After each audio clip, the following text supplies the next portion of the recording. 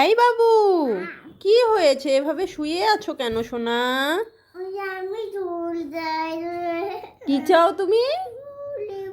ঢোল? হ্যাঁ ও আচ্ছা, ঢোলের জন্য শুয়ে আছো, মন খারাপ? হ্যাঁ আচ্ছা, বাবুকে তো ঢোল দিতে হবে, না হলে তো ওর মন ভালো হবে না। কি করা যায়? আইডিয়া, আমি একটা দোকান থেকে ওকে ঢোল এনে দেই। এই তো বাবুর জন্য আমি ঢোল এনেছি, বাবু এবার খুব খুশি হবে।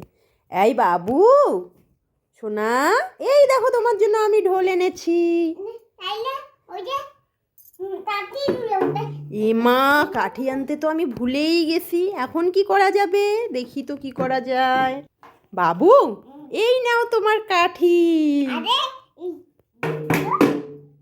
এটা তো ধরে যাবে তুমি আমাকে বললো ওরে বাবা রে, পালাই পালাই পালাই, কাঠি তো আনি নেই আমি, পালাই পালাই পালাই।